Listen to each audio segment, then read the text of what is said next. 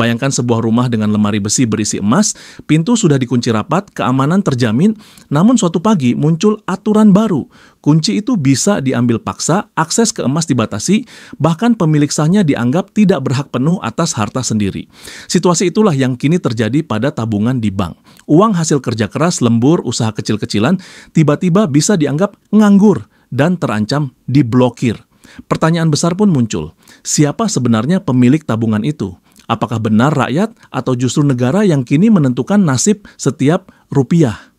Demokrasi ekonomi yang diagungkan perlahan terasa seperti tiket kapal yang ternyata tidak pernah menentukan arah perjalanan. Nakoda berganti arah diam-diam, sementara penumpang hanya bisa pasrah. Fenomena rekening pasif yang dibekukan bukan lagi cerita asing. Ada laporan kesulitan mencairkan dana sendiri, rekening ditutup sepihak, hingga aturan yang memaksa uang terus berputar. Dalihnya menjaga likuiditas. Namun untuk siapa sebenarnya putaran uang itu bekerja? Apakah untuk kesejahteraan masyarakat luas atau sekadar menopang segelintir proyek besar yang tak pernah menyentuh kehidupan sehari-hari? Tabungan bukan sekadar angka digital di layar ATM. Itu simbol harapan, simbol rasa aman, dan warisan keringat yang seharusnya bisa diwariskan. Jika hal mendasar seperti itu bisa dirampas atas nama kebijakan, maka yang terancam bukan hanya saldo rekening, tetapi juga masa depan keluarga dan stabilitas sosial secara keseluruhan. Inilah sebabnya isu ini tak bisa dianggap remeh, bukan sekadar berita singkat di koran, melainkan alarm keras bahwa sistem keuangan sedang menggerus hak paling dasar, hak atas hasil jerih payah sendiri. Mari masuk ke lapangan, buka data, dan lihat realita yang jarang diungkap terang-terangan. Otoritas Jasa Keuangan (OJK) bersama perbankan beberapa waktu terakhir merilis kebijakan terkait rekening pasif. Fakta resmi, jutaan rekening di Indonesia tercatat sebagai dormant account alias tidur. Bank Indonesia sendiri pada laporan tahunan 2023 menyebutkan ada lebih dari 70 juta rekening dengan saldo di bawah Rp100.000 yang praktis jarang disentuh. Di atas kertas, kebijakan penutupan rekening pasif dianggap efisiensi. Alasannya, rekening tidur hanya membebani sistem, menambah biaya operasional, dan memperlambat arus uang. Bank pun berdalih, uang harus berputar. Tetapi mari jujur, apakah yang disebut uang tidur itu benar-benar merugikan bank atau justru memberi ruang untuk memanfaatkan dana nasabah dengan cara yang tidak pernah transparan? Contoh nyata, seorang pedagang kecil menabung sedikit demi sedikit dari hasil jualan gorengan. Tabungan tidak dipakai transaksi, hanya disimpan sebagai cadangan darurat. Tiba-tiba rekening ditutup, saldo dipotong biaya administrasi, bahkan ada yang hilang tanpa penjelasan detail. Bagi pedagang, tabungan receh itu bisa jadi penentu hidup mati saat anak sakit atau ketika harga minyak goreng naik gila-gilaan. Bandingkan dengan Jepang. Di negeri Sakura, rekening pasif tidak serta-merta ditutup. Bank justru memberikan opsi tabungan mikro dengan bunga rendah sambil tetap menjaga dana aman di sistem. Amerika Serikat punya aturan escheatment di mana rekening pasif dipindahkan ke kas negara setelah periode panjang, biasanya 5-7 tahun, bukan beberapa bulan. Indonesia, baru hitungan bulan saja, saldo minim sudah terkikis biaya, rekening tiba-tiba tidak aktif.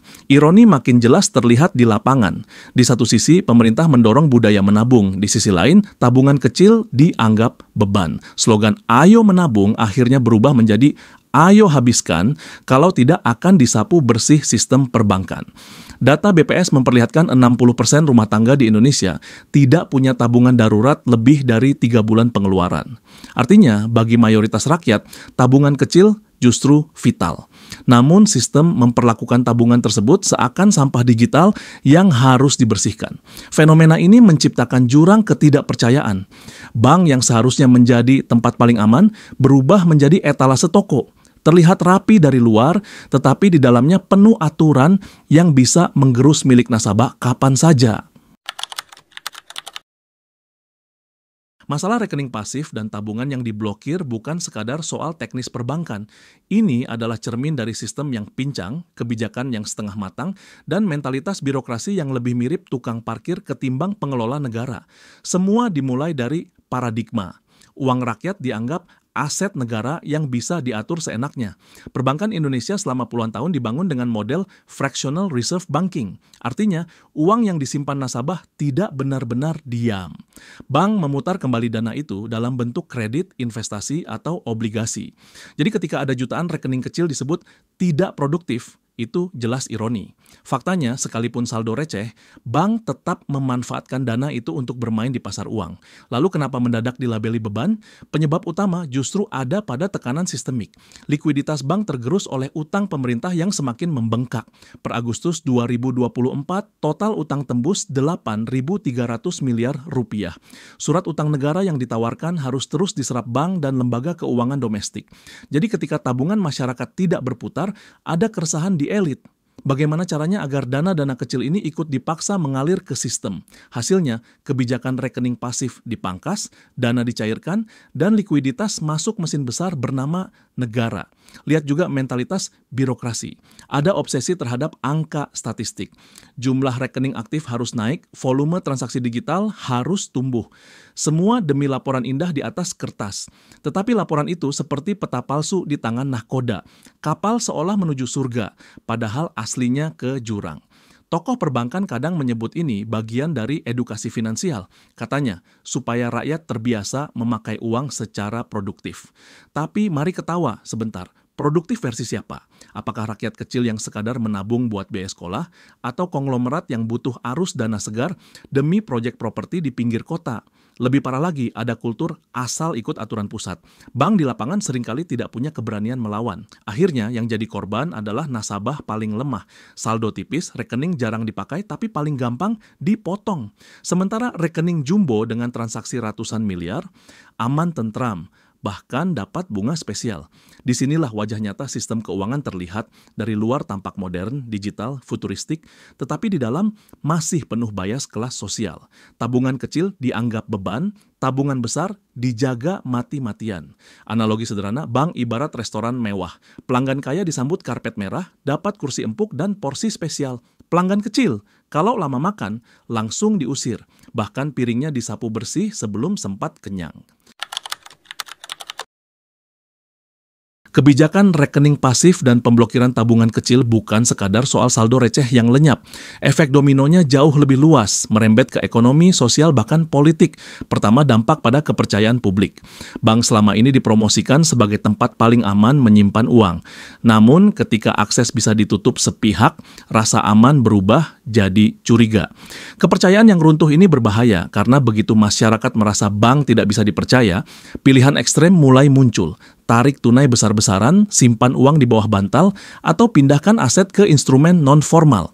Fenomena bank run pernah menghantam Amerika di tahun 1930-an dan dampaknya menghancurkan ekonomi dalam hitungan minggu. Indonesia bisa belajar, tapi sayangnya justru mengulang pola yang sama. Kedua, dampak pada perilaku ekonomi sehari-hari. Banyak keluarga menengah bawah menjadikan tabungan kecil sebagai penopang hidup darurat. Begitu rekening dianggap pasif dan saldo tergerus biaya, masyarakat enggan menabung. Akibatnya, budaya menabung yang selama ini digembar-gemborkan berubah menjadi budaya konsumtif. Logika sederhana muncul. Buat apa simpan? Toh nanti hilang juga. Ironis, pemerintah minta rakyat hemat, tapi sistem justru mendorong pemborosan. Ketiga, risiko sosial. Ketidakpuasan akibat tabungan hilang bisa menjadi bara api. Di warung kopi, keluhan kecil bisa berkembang jadi amarah kolektif. Orang mulai merasa dipermainkan. Rakyat kecil dipaksa tunduk aturan, sementara elit bebas memutar dana triliunan tanpa gangguan. Jurang keadilan makin lebar, memupuk rasa ketidaksetaraan yang bisa meledak kapan saja. Keempat, dampak politik. Ketika isu ini membesar, legitimasi pemerintah ikut tergerus. Rakyat akan mempertanyakan, apakah negara hadir melindungi atau justru jadi perampok berseragam resmi? Pertanyaan tajam semacam ini bisa mengubah arah kepercayaan publik menjelang tahun politik. Satu kebijakan perbankan bisa jadi bom waktu elektoral. Dampak-dampak ini bukan sekadar teori.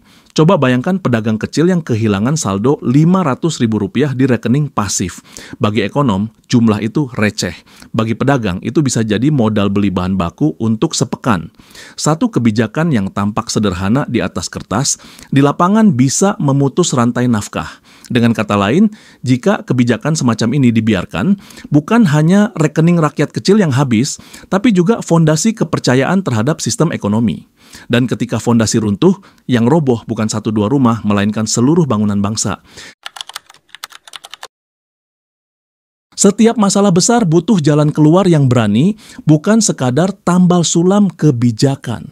Kalau rekening pasif dan tabungan kecil terus dianggap sampah digital, dampaknya bukan hanya ekonomi bocor, tapi juga kepercayaan publik hancur. Maka solusinya harus tegas, menyentuh akar masalah, dan tidak sekadar kosmetik. Pertama, reformasi biaya perbankan. Rekening kecil tidak boleh terus-terusan diperlakukan seperti ATM berjalan yang gampang dipotong administrasi. Bank bisa meniru model basic savings account di India, di mana rekening mikro bebas biaya bulanan dengan saldo minim. Tujuannya jelas, mendorong inklusi, bukan menyingkirkan yang kecil. Kedua, kebijakan rekening pasif perlu diatur dengan tenggat waktu yang masuk akal. Jepang memberi jeda hingga bertahun-tahun, Amerika hingga 7 tahun sebelum saldo diserahkan ke kas negara. Indonesia harus belajar, memberi jeda panjang akan memberi rasa aman, bukan rasa diburu. Ketiga, transparansi pemanfaatan dana. Jika alasan rekening pasif ditutup adalah demi likuiditas, tunjukkan dengan jelas kemana uang itu berputar. Jangan sampai retorika untuk kepentingan ekonomi nasional cuma kedok agar dana kecil masyarakat masuk ke kantong proyek-proyek elit. Laporan publik tahunan harus diwajibkan, bukan sukarela. Keempat, literasi finansial yang jujur. Jangan hanya mengajarkan cara menabung, tapi juga membuka fakta bahwa sistem perbankan hidup dari dana masyarakat. Edukasi semacam ini akan membentuk kesadaran kritis. Masyarakat paham bahwa haknya adalah mengawasi, bukan sekadar menyimpan.